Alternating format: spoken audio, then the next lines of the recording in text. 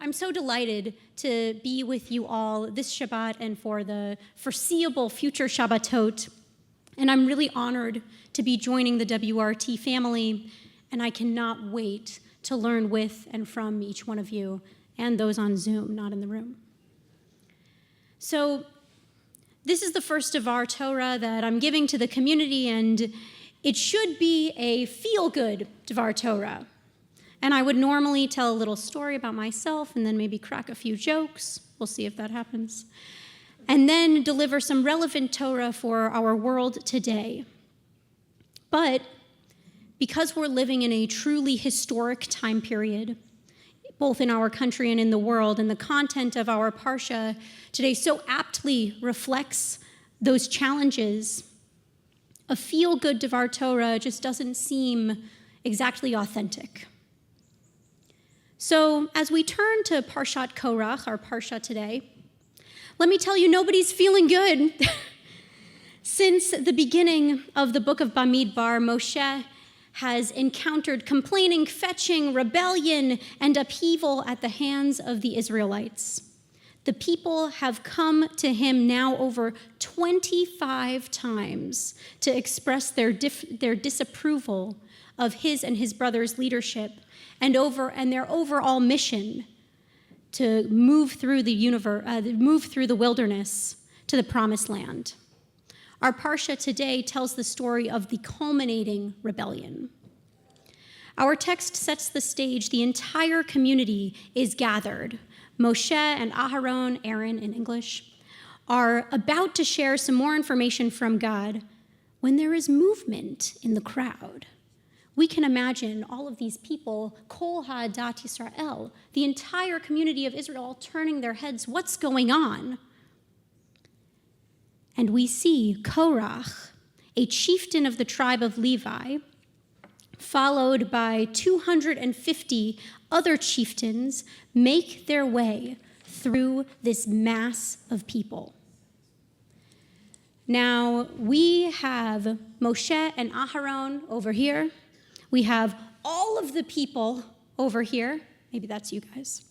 And then we have this band, this really massive band, 250 leaders coming up and getting into Moshe's face, Moshe and Aaron's face. Korach yells at our prophets, "You have gone too far, for all the community is holy and God is in their midst. Why do you raise yourselves up above God's people?" Now for Moshe, this is the last straw. How much rebellion can he endure, especially since he and his brother did not want to be in power to begin with? Who is to say who the true leader should be? Who is he to appoint the Kohen Gadol, the high priest? In this desperate moment, Moshe falls on his face and turns to God. When he lifts his head from prayer, although still fuming, he knows what to do. He tells Korach that he and all the other chieftains should take their fire pans to the tent of meeting, and each should prepare to offer incense to God. Aharon will do this as well. He'll take his fire pan, and he'll also offer his own incense to God. Whoever's incense is accepted will be named the high priest. However, for those who are not the true leader, the one who is chosen by God, the ground will open up its mouth and swallow them and whoever stands by them in support. Okay, so what do you think happens? Yeah, it's not good. I'm hearing it's not good over here. That's right. Not feel good, I guess. So that's basically what happens. Everybody comes with their fire pans. And of course, these 250 other leaders and Korach, they were not the original chosen leaders, and Aharon was. And of course, Aharon's incense is accepted by God. And then the ground opens up and indeed swallows up Korach and all of his 250 followers.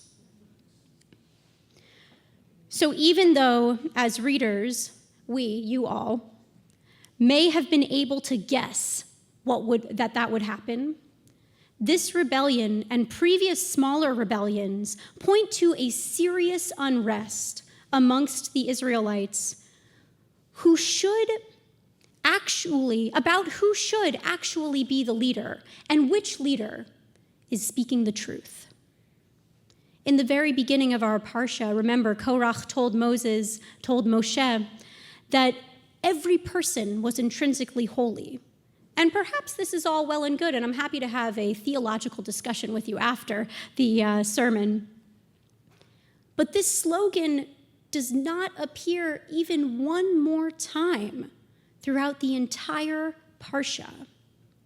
Its absence reveals to us that Korach and his followers define themselves only by their opposition to Moshe and Aharon, what they stand against, rather than what they stand for, a potential vision for a better future and better leadership. In our world today, it can feel like every person with a microphone, perhaps including me, is bringing their fire pan to offer up their own incense to God. But we, unlike Moshe, do not live in the biblical world in which God parts waters and sends down plagues. On one hand, this isn't such a bad thing. After all, God just opened up the earth and swallowed up 251 people. God swallows up the rebellious on a regular basis, although perhaps maybe we would appreciate that in this world.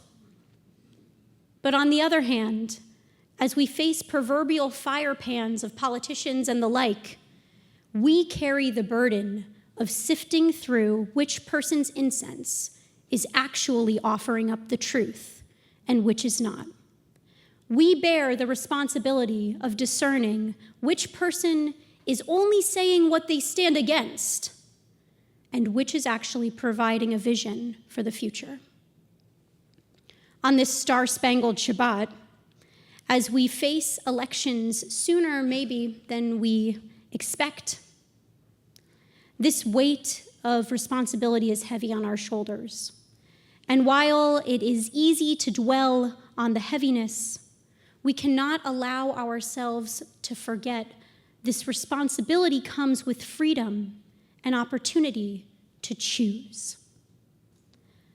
This being only one day after July 4th, I'm reminded that it was this freedom and opportunity to choose that our founding fathers sought as they put pen to paper, or quill to parchment, I suppose, to write the Declaration of Independence and our Constitution.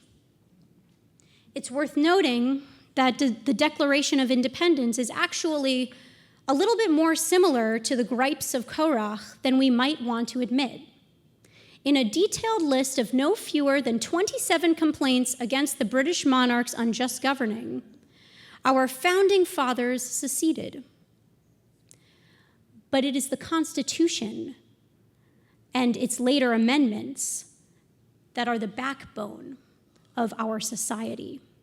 Not only does the Constitution begin with the powerful message of unalienable rights, but it then proceeds to draw out a roadmap for a totally new form of government, a complete and concrete vision for the future. One of my rabbinic mentors used to say, "We pray as if it all depends on God, and we act as if it all depends on us."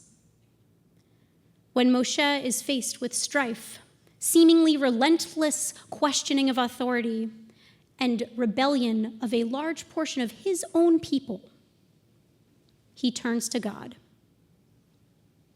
While God does not intervene in those kinds of ways in our world, we should still turn to God for support, guidance, and fortitude. At the same time, armed with the freedom to choose, we must empower ourselves not to stand only for what we are against, but inspired by our founding fathers to live out a vision of a better future. We pray as if it all depends on God, and we act as if it all depends on us. As we move through this year and years beyond together, I so look forward to praying with you, to praying with deep kavanah, elevating music, and meaningful Torah, even when it's not always feel good. And I so look forward to acting out our values of justice, innovation, collaboration, and growth with you in the future. Shabbat Shalom.